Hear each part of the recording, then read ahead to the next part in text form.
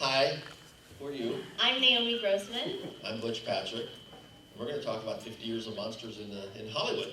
50 years? That's a long time. I mean, I'm that old. She's not that old. I'm going to talk about, like, the last couple. We'll talk about a couple. We'll talk about 50. So, anyway, I'll talk first about monsters. Okay. 1960, I started acting as a kid and did a few series before the Munsters, but in '64, I got lucky and flew out to Hollywood for a show called The Munsters, and it was being produced by the Leave It to Beaver camp, and we had no idea what to expect, but I auditioned with Yvonne DiCarlo, who, this was at the Universal Monster Studio, so for a monster, a kid that liked the monsters, and liked Munsters, and this and that, well, not Munsters at that time. But it was really a treat for me to go out and work with these people, and the show came on the air, and it became very popular, obviously, and the fun part about it was working with all the makeup people who created the Universal Monsters. Back then, every studio had a theme, and 20th Century Fox did musicals, and MGM did. 20th Century did disaster movies. MGM did musicals. Hey, there he is. Hey. And we're joining Nicholas. Well, we were told you were going to be a while, so we just started. Oh no, that's not Nikki. That's Jim. He's our moderator. Oh, okay. So we started without you. Oops. Okay, our moderator. It was fun to do with the Universal Monsters themed studio because, as a kid, I liked, my favorite movies were like Abbott and Costello meets Frankenstein and Wolfman and Dracula. To this day, The Creature of the Black Lagoon is one of my favorite scary movies. So that's when it all started for me. Following the monsters and being Eddie Munster has been a pretty cool thing for the last 50-some odd years. Naomi? Yeah, no, being Pepper has been a pretty cool thing for the last two. I would say maybe I would prefer questions. I don't have that much. Yeah, that's what I'm here for. Yeah. I can do that. I'm surprised to see you in your monologue. That's fine. That's good.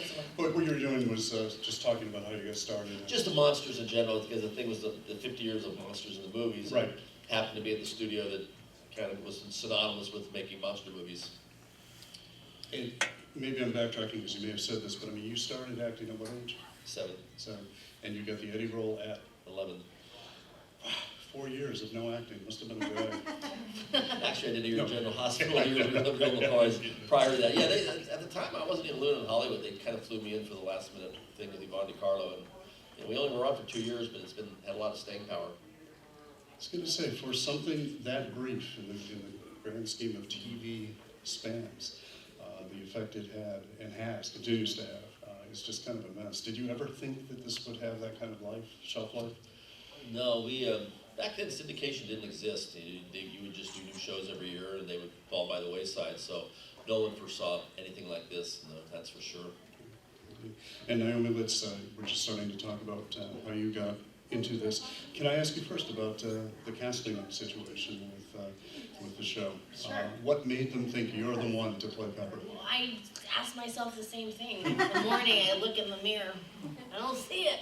No. And actually, if anybody's seen pictures of her not as Pepper, you're a beautiful lady. Well, I don't look like Pepper now, do I? No, you don't. Okay. No, but I mean, I did take the red you eye. have Pepper-esque elements Okay. to your hairnet. I've been on 3 coasts in the last 2 days, so I'm a little Pepper-esque. But the casting process, I don't know, other than, it's obviously a big character, and that's what I do. So it's obviously, physically, there's no real resemblance, thank God, but, they did need someone petite, and someone not claustrophobic, and someone willing to shave her head, and I fit all those things. I know, when they first called me in for the actual audition, it was me and a bunch of little people, and I thought, I am small, but there's a difference between little and small, and so I thought maybe I had to have a conversation with my agent. As it turns out, the actual audition was just, they had me do a monologue of Jessica Lange's from season 1. The squirrel one? Which monologue? What? Was it the one about the squirrel? No, it was not a squirrel monologue. She did a great monologue about a squirrel. She does a lot of monologues. Well, I had a buddy who was a huge fan of the show, and he showed me this monologue about the squirrel. And then he's like, and that squirrel's name was Emmy. That's funny.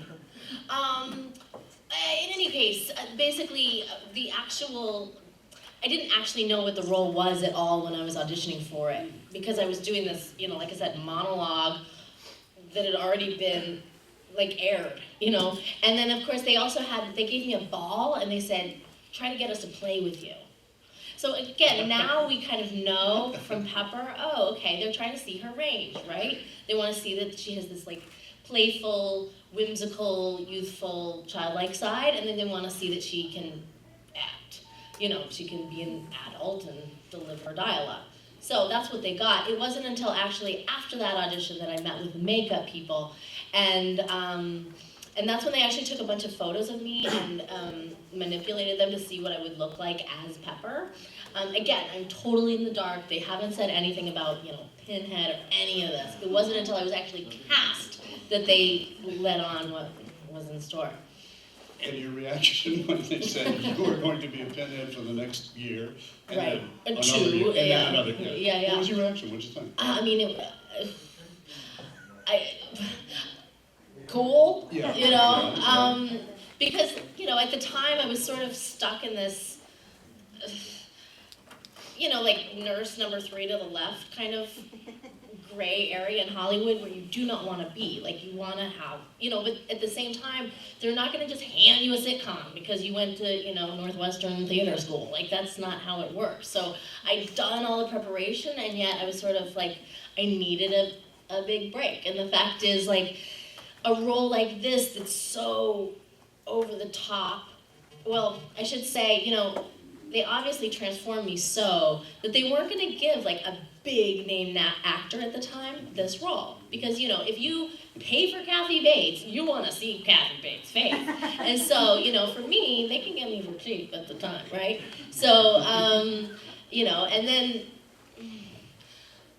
the point is, I think that's why they were looking for a no-name actor at the time.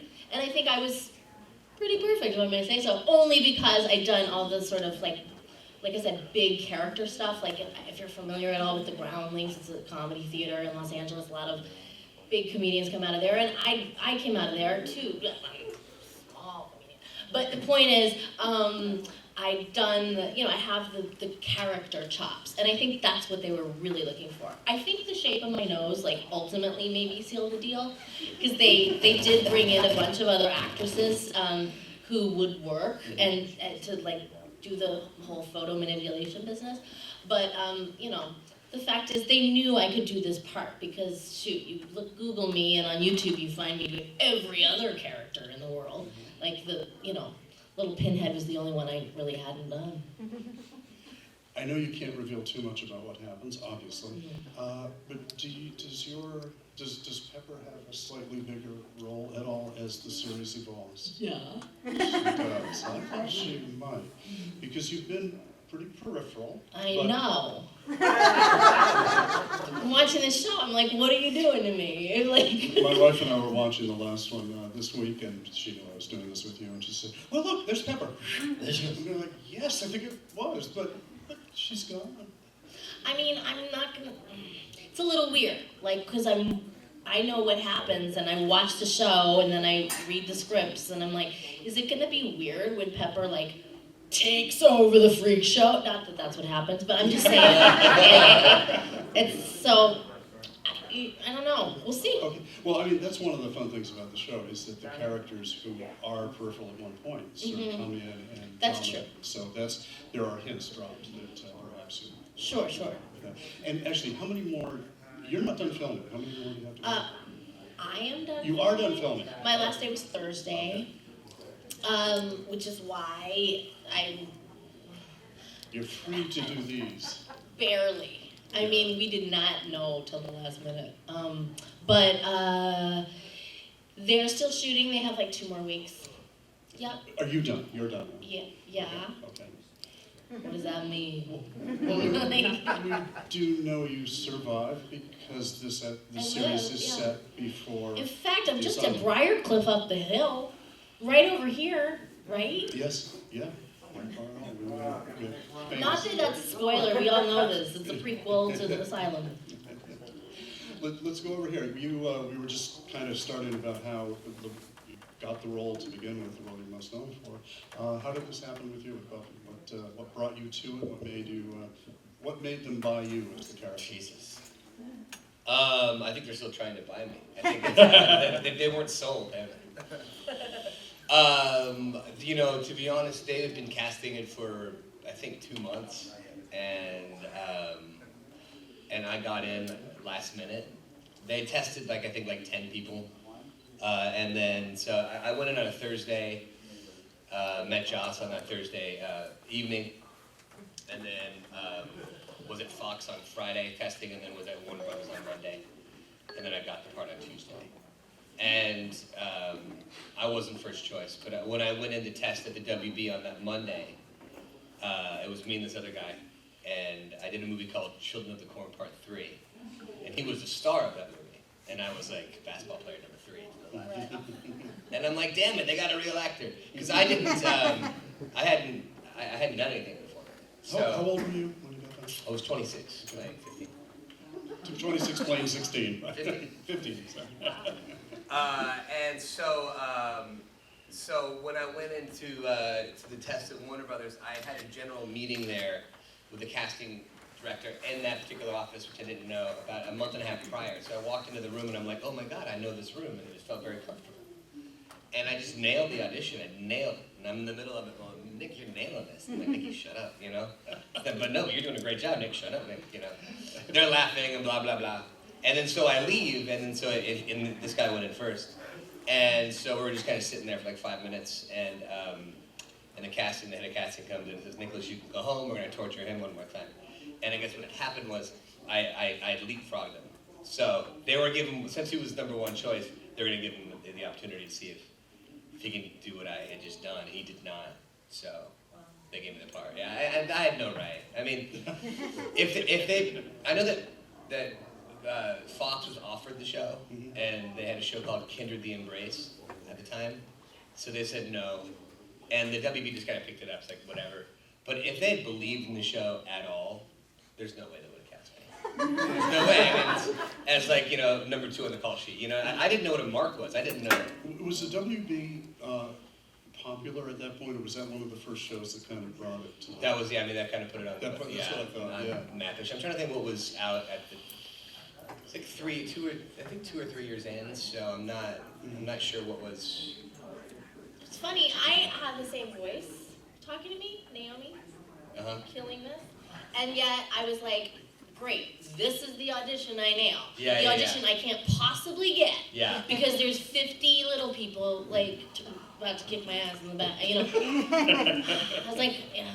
So, but at the time I said, this is a big casting office, they do Glee, they do a dozen other things. I'll be some, music teacher on Glee. And who knew, but, and actually And I love you as the music teacher on Glee, by the way. I was also not the first choice. There was a little person that they cast as my role. What did you do to her? I took her Tasty part. yum good. I got a career, I guess.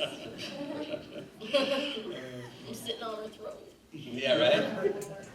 Well, one thing I just kind of want to explore with all of you, I think it's the panel is ostensibly here, TV horror. Everybody here has acted in TV horror.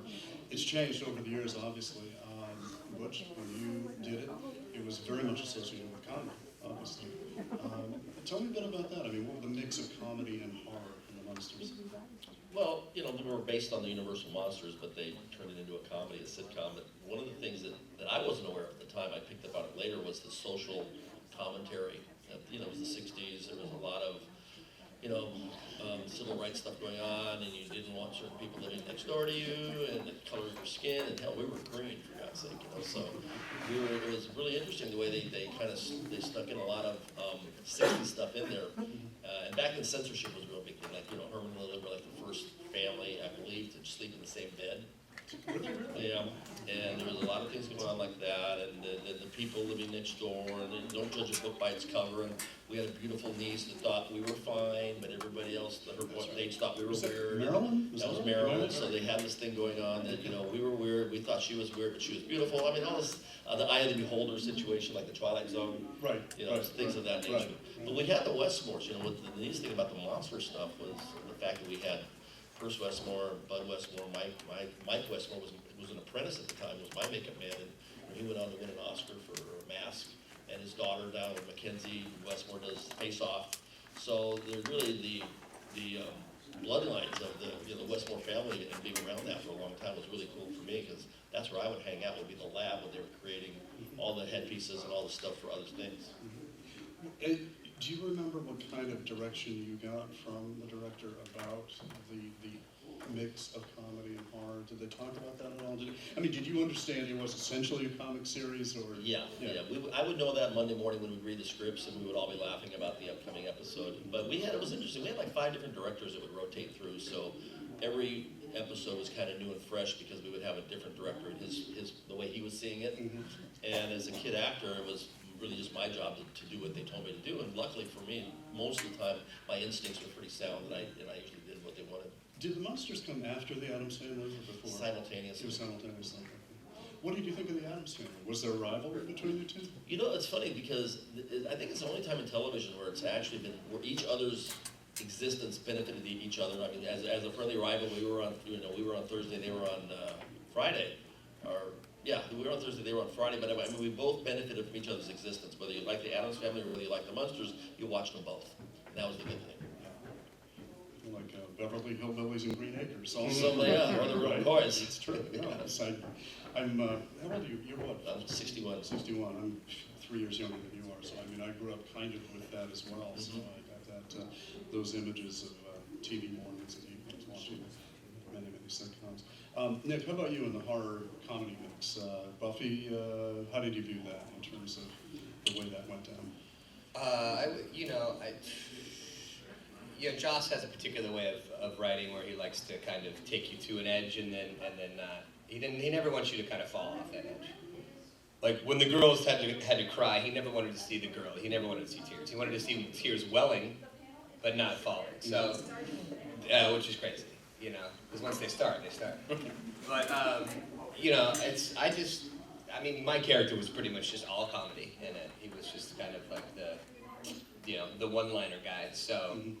It was easy for me. There was no reading between the lines. I had jokes and I said them. I was scared shitless, Did you... The character. Yes, Scared shitless, of course. When you looked at the whole arc of the show itself, did you kind of see your place in the show pretty clearly, or? Yeah, I think it was episode 2 or 3, but the line that defined the way I played Xander was the line that said, "I laugh in the face of danger and then I hide until it goes away." So that was kind of that was the line that kind of based my character. So kind of the through line for you. Yep. And Naomi, the horror in American Horror Story, there's camp in there, certainly, to a degree, but primarily it's a pretty grisly, frightening experience to watch that. It's again odd because I'm not, up until this, I hadn't done, I think this was the first real dramatic audition I'd ever had. I think I'm the comedy, the comic relief. And in fact, Ryan Murphy said that, we need a little levity, little name game here and there. And in fact, I've even run into, directors and whatnot, and like, "Oh, you're hilarious in this episode. Just wait till you see it." I'm like, hilarious. This isn't a comedy. Thank you. But that's actually my theory as to maybe why you see me, or they use me as sparingly as they do, because I do change up the tone. There's a ton of hilarious lines I've had that they've cut. And I know, when I'm delivering the baby, and I pop out from between the legs, and I say, she's crowning, right? And then I say, when I crowd, I shot out like a bullet. Which is hilarious. And when you look at the top of my, of course I did. I'm aerodynamic. But, you know, stuff like that is just too funny. I mean, exactly. yeah. No, every single take, like the whole crew just busted up. And so, yeah. I mean, that said, when I don't want to say that. Well, okay, so we've already revealed that there's more of me later. Right, we know that. And when I read that at first, I was like, can I even do this? I know I can, but it's been a while. You know what I mean? Like, it's been a while since I was in acting class. I've been in, you know, improv and, you know, sketch comedy world much more recently. So I'm much more comfortable saying, no, you know, but not like what you're about to see. How many more episodes are there? I think this week was the 8th, yeah? So there's 13 total, so there's 5 more. 5 to go, okay. So, and you're not on hiatus or anything for the holidays or anything, are you? Yes. Oh, I you mean, are. their Yeah. intention is to wrap by Christmas. That may not even happen. Oh, really? Like, Yeah. if they don't get to it, not that they're hanging out, but I mean, you guys are gonna like lap us. Like, we're gonna be doing it live. It's gonna be like Peter Pan. If we don't, I mean, we are working like 16-hour days, 6 days a week. It's insane. But you know, the show, as you see, it's so carefully crafted. It takes time, you know, and it's not like there's anything that can be done quickly. Like, you can't just like slap on the pepper face. Like, it takes 3 hours, period. Is it getting quicker to do the A makeup? little bit, yeah. I mean, when they first did tests, it was like 6 hours with 2 guys. Now it's 3 hours with 1. Do you just, and actually what you too, I mean, did you just kind of accept that this is part of the job, is sitting still to be made up? Yeah. I mean, it's boring, it's necessary. I mean, I get to go to work, sit back, close my eyes, maybe order breakfast, right? Can you- Take a nap. Can you set out? Can you Oh meditate? yeah, like okay. I'm half asleep and I wake up and I'm Fred used to pepper, sleep. right? Fred used to sleep through his makeup. He was up at 6 in the morning. He would wake up at 8. He'd be done. I've heard stories of Paris Hilton like going to photo shoots and sleeping for her makeup, but like literally going, I'm gonna be over here, and whenever you're done, like she'll like sleep on the floor. I've heard that. She probably had to sleep off her drugs. Yes. That's true. Pull her out of her coma. Right, exactly. One thing, I'll open it up to the floor in a second, get your questions too, but I guess one thing I wanted to ask too, and Naomi and I talked about this a little bit prior to this, but for all of you, the mood on the set. Sometimes, my understanding anyway from talking to various actors and being on a few sets is that sometimes the more difficult, the more, if you will, grim, serious the show is, the lighter the mood is between the actors, because it kind of has to be, because they're doing pretty heavy stuff. Just throw that open to all of you guys. What was the mood on, Nick, want to start? What was the mood on your set? Very much with Naomi, it was 16, 17 hours. And there wasn't a lot of joking because we, like our line producer, Gareth, was just, one time Charisma, who played Cordelia, it was her birthday and Joss got her a cake and they sang happy birthday to her on set. And Gareth's like, no! Shut the fuck up and start working. And Joss was like, what are you doing, dude? It's like, we gotta make our day, you know? So it was very much, people say, well, there were practical jokes, but no, we were always behind. You know, we were like shooting 3 or 4 units at a time. So, yeah, it was just a lot of, you couldn't be seen having a good time, otherwise No good times. that meant that you weren't working. Right, Yeah. right. No, when they announced Thursday night, like, that's a picture up on Pepper, and they all stopped for all of 3 seconds to clap, I was like the clown, because I couldn't believe, like, people stopped working for me. It was, yeah. It's, I mean, you'd think that it would be this, like, ooh, spooky set. And no, we're just making TV. I mean, the scariest one that I had was with this episode called Hush, and there are these guys called the Gentlemen, and that was the only time I was like, fuck. This is, because they were all on this rig too, and just kind of floating and just doing this stuff, and I'm like, this is, like, I'm seeing the rig. I know actually one of the actors, I've known him for years. And I'm like, if this is scaring me right now, this is going to be kind of crazy on TV. So yeah, but typically it's like, you know, all the demons and whatever that were being made up, you know, there were 6, 7 hours of makeup. I'd be having cigarettes with them, like half demon, half not, having a conversation. So there was never scared of anything, How about when you watch the actual broadcast, if you did, I guess I'm assuming you did, I mean, were you able to detach yourself from your character and look at it and go, holy shit, that's really good? No.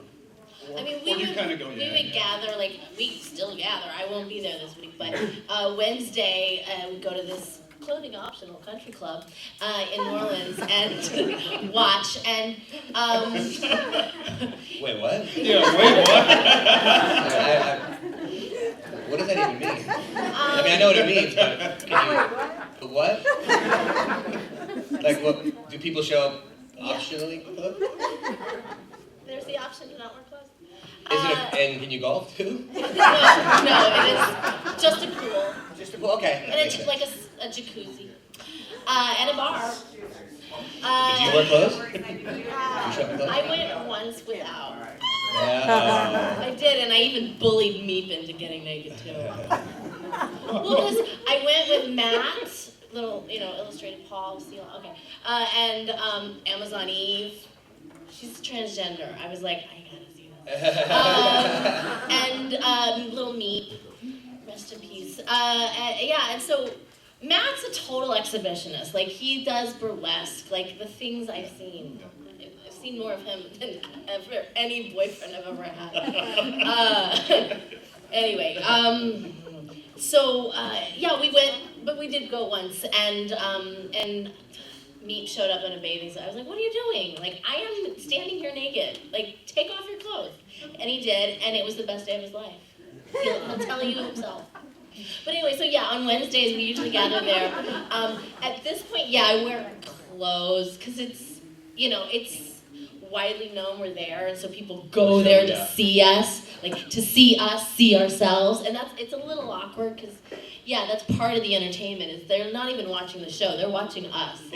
Right, sure. And so I feel a little bit like on stage, and of course they're throwing free drinks at us, which I'm not complaining about, but again, it's a lot. It's a tough life. It's a really tough life. They do that in Vegas too, the free drinks, but then they have more games. Get drunk. Recently, they've asked us to start live tweeting, and I definitely can't do that in public with free drinks and no clothes. So, well, yeah. Well, I mean, I want to sound coherent. Like, if there's 30,000 people reading what I'm writing, I'm not gonna do it naked and drunk.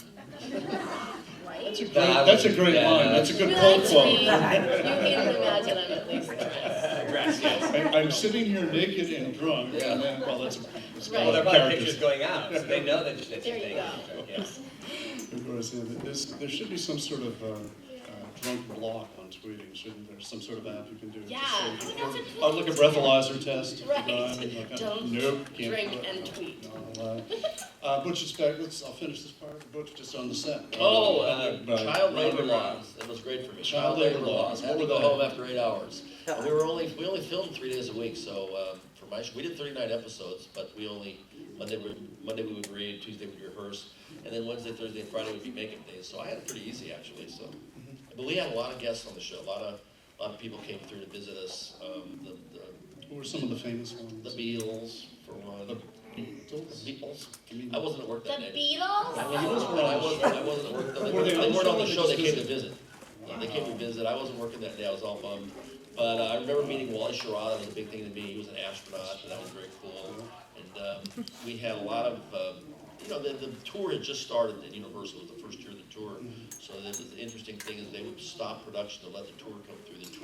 The tour took precedence over our shooting schedule because it was a moneymaker for the studio, and they were grooming it. So we hated that. But all in all, it was a really fun show. It was lighthearted. We had a lot of great comedic people come through. It was definitely a comedy. That Fred and Al would torture Yvonne DiCarlo mercilessly. They would play practical jokes on her. That was pretty much the levity factor. Other than that, I'd go home early and they would work late.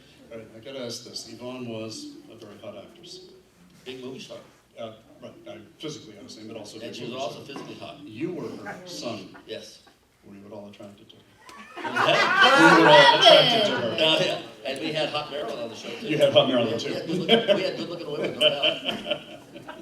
Did you have to keep, I'm the son, remember, I'm the son, I'm not attracted to I actually had Beverly Owen took me, what I like to say was my first date. She came down to pick me up and drove me all the way to Grauman's Chinese Theater to go see Mary Poppins. I was 11 years old. I was like a kid in heaven. It was like set the bar very high for dating. Well, look, let's open it up out there. You guys must have some stuff. Who wants to fire away here? Come on. On the side. Go in the front, green. For Butch, Yes. One, did you ever see Creature from the Black Lagoon in 3D? No, I can't say that I have. It's available on DVD 3D, so if you've never seen it in 3D, do it. I think I should. And second off, Pilot of the Monsters was shot in color. Does that still exist, or have you ever seen it, or were you with it? You can buy it on the box DVD set. It comes with the pilot in color with Happy Durman and Joan Marshall as Phoebe, and they have all the A&E biographies in it as well. So yeah, it's a nice package. Thank you. Yes, in back. For Nick, Yes. anything new coming out that we can look forward to? Yes. Oh my gosh. Coherence on the iTunes. I did there's a web series called The Real Housewives of Horror. That's on the Nerdist. I'm recurring on a show called Faking It on MTV, and I'm recurring on Criminal Minds.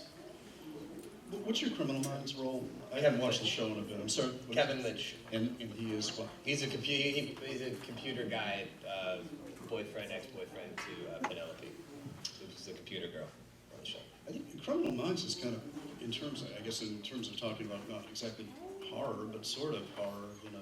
Yeah, it's worse than any. Yeah, I don't watch it. I'm sorry? I don't watch it. Because, I mean, Because it's I love the character that I play and the characters, but it's a lot of rape and killing of kids. Yeah. I don't particularly get off on that. It's funny, I mean, I watched it a lot. Anymore. I watched it a lot early on, and then I did kind of stop. Well, that's one of the reasons why Mandy left, because he told them, Yeah. we can't do kids, we can't use kids. And I guess it was the third time that they had kids as victims, and he just didn't show up to work. And there's a weird That was my first day of work, too, on the show. Oh, He just really? didn't show up, yeah. There's a weird thing about it, too, I think. I mean, as a viewer, comes in your house every week, and you kind of think, well, is this really what America is? Are there these many serial killers out there roaming the land? And we know it's fiction, but we also know it's based on, to some degree, on Yeah. what we read, what we see. I've lived abroad, and people ask me that too. They're- What do you, You know, like I used to live in Argentina, and people would always ask, like, is it really that violent? Like, Yeah. there's just murders and rapes every day. Yeah. I, I mean, Well- it's yeah. I mean, if you were to, yeah. I mean, yeah. A lot of people on this. I mean, I guess it's good, In USA, yeah. good television, but It's funny, the Clash punk rock band had a song called I'm So Bored with the USA back in '77, and one of the lines in it was just about watching American TV, and the line was, the killers in America work 7 days a week, never mind the Watergate tapes. It's just sort of an English kid's viewing American TV and not having been to America, and just, Jesus Christ, this is my impression of the country is through TV. I mean, I guess it's better now that we have the comic and the superhero stuff coming out, which to me it's a lot better than yeah. Freak of the week. Yeah. Back to the audience? Yes. Like all three, there was generations of you've seen it all. Through the years, and we're talking Criminal Minds, you watch these shows and it just shocks you because it's so real. But it's a great show, and then with Peppa and American Horror Story, FX I think really took it and like really pushes the buttons. But it's an excellent show, all the well made.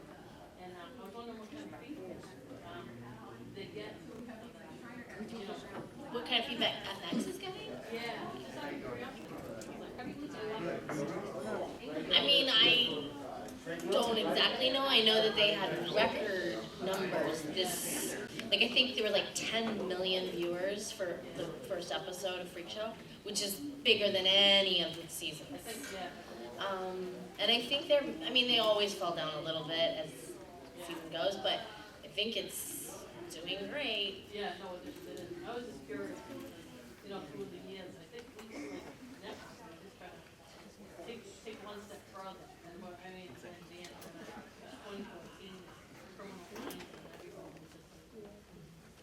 mean, they already renewed American Horror Story before this first season, before this first episode of this season even aired, which is a huge vote of confidence. Like, they already know it's gonna go.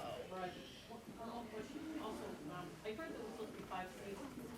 And At least, yeah. at least. Oh, so it could go on. Could, sure. Ryan has actually alluded to the fact that he could do the show forever. And it's true, there's enough horror stories out there. Yeah. Okay. But, so I do know there are 5. They only go one at a time.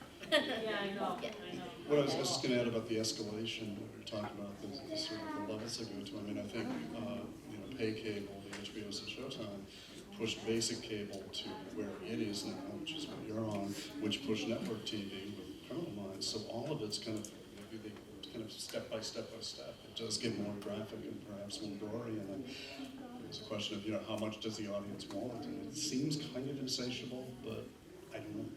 It's Yeah. There's really nasty graphic scenes that I know of that were shot and then didn't actually make was it. that true? Really? Oh yeah. But it's also crazy, like there's, oh my god. So if you guys remember episode 1 of Freak Show, there was this freak orgy, and actually I have a picture of it on my table. They fitted me for a naked pepper, and you can see I'm basically wearing just a diaper. And a huge prosthetic chest. But it looks like a man's chest. It's crazy. But they literally were like, can't you just? And I'm like, they're not even it's nothing. It's prosthetic. It's plastic. But they can't. They can show murder and rape, but they can't show body parts. Like. Thank you, Jenna Jackson. Yes. It's funny, I did an interview with Neil McDonough, a Cape Cod actor who's been in a whole lot of things. He was talking about sex and violence and what he was doing, and some people were yelling at him for doing a lot of violent scenes, but he has a policy of never doing nude scenes or sex scenes. And he said, so what's the deal? Isn't that, are you being hypocritical? And he said, look, the violence, everyone knows that it's make-believe. When I'm nude, that's me. Yeah. I don't want my kids seeing me, honestly. And When I'm nude, it's not me. Yeah, right. But I mean, it was a good point. I never heard it said in that way. It's like, well, best front. So, you talked about how that was terrifying last time we discussed. That was episode 9. But in that Halloween episode where you guys played Bonnie and badass and take it, was that totally different from your Yeah, I mean, I didn't it's funny because I never wanted Xander to have any type of superpowers at all. And so I was kind of a little upset that he always had a little recall throughout the seasons of Buffy. And I'm like, guys, no, because I wanted one character not to have any powers at all. You know what I mean? It was cool to play that one time. I had to shoot that automatic gun outside of, and that was, because I don't shoot guns, I'm not a big gun guy. And so it was, they put in, it was live rounds. Obviously they were blanks, but that kickback was weird. So it was fun to play once, just like it was fun to play the vampire once. I don't know how you do the makeup for 3 hours, because I am not good at a makeup show. I'm not. I this thing for the Nerdist I did, it took 6 because I played the devil, but I'm actually the devil's assistant, Fester, who's playing the devil because he wants to get laid. But I was 6 hours in the makeup chair because I had to paint my whole body red. And I'm like, the director's like, hey, how do you feel about horns? I'm like, I'm fine with horns. And I get the set, and then they paint my whole body red, and I'm like, you dick. So yeah, it's rough. It really is.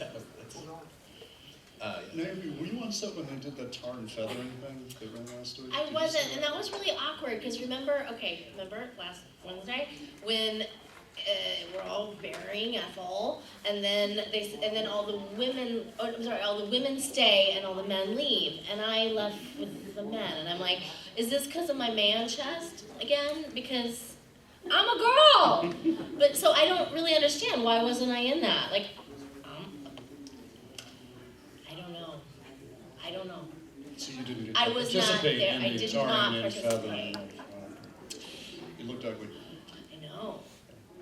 I used to think back when I studied torture or heard about early torture in early America, you go, tarring a feather, that's not quite so bad.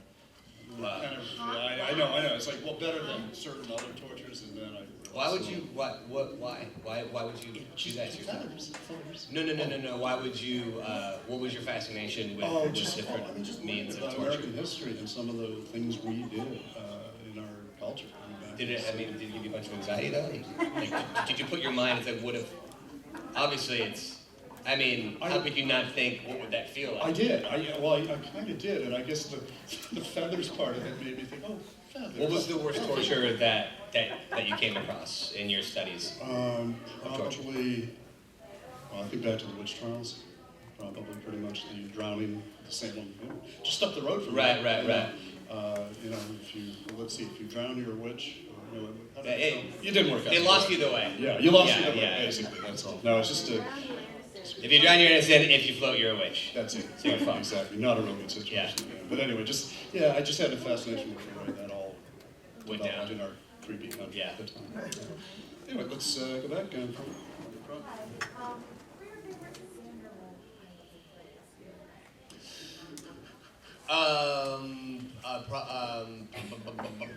I think the Zeppo episode, having sex with Faith, probably was number one. And then in Buffy versus Dracula, I think playing Redfield was cool. And then the musical thing, singing and dancing. Because if I sucked, it didn't matter because I wasn't hired as a singer and a dancer. So, you know what I mean? So I did, and everyone else was like, oh, I don't want to do it. I'm like, why? Just have fun with it, you know? So yeah, I think those are my three. So you played Renfield? I did. Do you eat bugs? I did. Real bugs? I mean, I have. But of course, not them. Back here, yes. What was it like mixing the horror with the musical in? Well, the horror, it was every episode that it was more. What was that process of mixing the music with the horror? Doing the other episodes? Well, yeah, just because it was a musical, because we had to sing and dance, you know.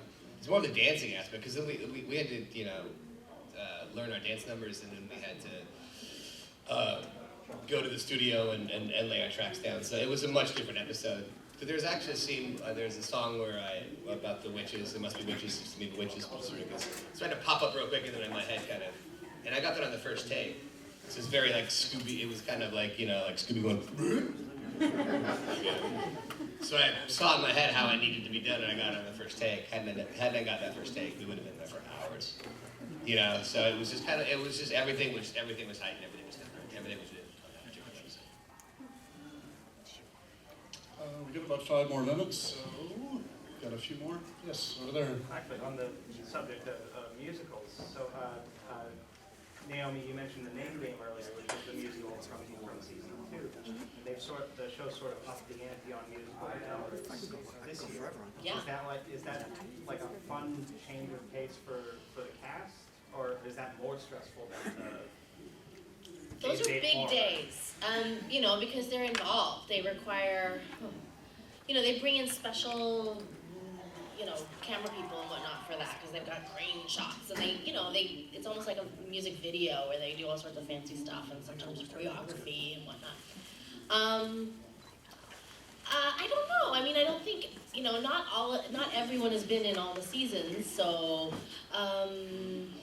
I think it makes sense why this would be the season that would be the musical season, because it's a freak show. We're putting on a show here, you know? And I really like it. I know a lot of people kind of have problems with the fact that it's set in the 50s, but you're singing David Bowie. Like, how does that work? Yeah, I love that Bowie and Roxy music. But I think it's kind of like, you know what? It's like magical realism. I just go with it. Like, but yeah, I mean, they're very careful about, you know, period, costume, and whatnot, and yet we're singing Lana Del Rey. Like, oh, okay. But it works, I think. Yeah, I think you can take that leap. And when I first heard the Life on Mars Bowie song, like the opening notes to it, was that, and of course it was. And the first thing, well, that's way out of place. It fits so well. It makes That I just sense. totally went, yeah, Is fine. with the show, you know, The lyrics kind of. the lyrics. The lyric, yeah, exactly. Yeah, it did very well. But, And I think it worked, our demographic especially, you know, it's, I mean, I think it crosses all lines because I meet all types of fans, but, you know, I know the fans of the show don't mind the camp. what is the demo? What do you think? Or what have they told you? Oh, well, I mean, the country club is primarily, it started as a gay establishment, and so we're very popular there. I know for me, like, I can always tell at a con, because I've got the, like, 8-year-old line, and you've got the 60-year-old Yeah. No, I mean... No, but the good thing about it is I get the grandkids that are watching it with the grandparents. Right. And it's kind of the family duty Yeah, but hour, which is the kind of unusual. 60-year-olds have money, and the 8-year-olds are like, can I get an advance on my And loan? they, No, they can also say, you can watch Butch, that's a safe show. Yeah. Whereas, This is what I watched when I was a little kid. yeah, we don't want you watching American. I think it's always interesting, though. I mean, especially like when I travel, and again, abroad, this show is mostly like teenagers. Like adults don't actually watch it, whereas here, I mean, of course, kids watch it as well, but it's definitely kind of an adult show. Yeah. They Yeah, even yeah. say like nudity, graphic, whatnot. Well, that's what kids go, whoa, all of that? That's what they Terrific. wanna I'm see. doing Yeah, watch it now. Duh. Yeah. I remember my Oh, first watch R-rated movie. The, yeah, it's funny, the attraction that we, I was just gonna say, there's, if you haven't read it yet, there's a great essay in the New Yorker on American Horror Story, a couple Oh, of weeks really? ago. Yeah, Oh, I should terrific. look. Emily Nussbaum, their TV critic, is really sharp, I think, did a very, very good piece at NewYorker.com if anybody's interested in reading more. Thank You you. may well. We're about time to wrap. One more question from out there? Yeah, go ahead. Naomi, did you ever see the movie Freaks? Of course, that was my homework. I thought so. That's really all they gave me as far as direction. It was do Schlitzie. hmm Did you like it? Oh, I loved it. Which version did you see? Were there more than one? What? I saw the 1933. Todd Browning. Wow. When But that was it before. remade? It's never been remade, Oh, but oh, it was originally about 92 minutes long. Oh, I see what you're saying. Different And cuts. Oh. they Yeah, cut it yeah. down to Director's 60 cut. minutes. Yeah. Or the cut. And then they filmed 3 additional endings for it. Oh, I did hear that. Yes. I'm not sure. And they're on DVD. It's on the Yeah, DVD I think I package. probably watched them all. Yeah, Yeah, I definitely had kind of like deja vu when I arrived at the Freak Show, you know, because when I watched it initially, it was for Asylum, and when I came to, you know, New Orleans, Jupiter, Florida, I was like, oh my God, I remember seeing that guy who's just a head on the ground, like smoking cigarettes with no body, and like now there's Rose Siggins, Legless Susie, and little did I know that like a month later she's gonna be my new bestie, you know. And so it was actually kind of a cool evolution for me, because I went from like scared, naive, stupid actress to like a human being who's like made friends with all these like people, yeah, freaks, but like at the end of the day, come on, we're all people, right? We're all freaks. And on that note, we're good. 45 minutes. Yay! Thank you.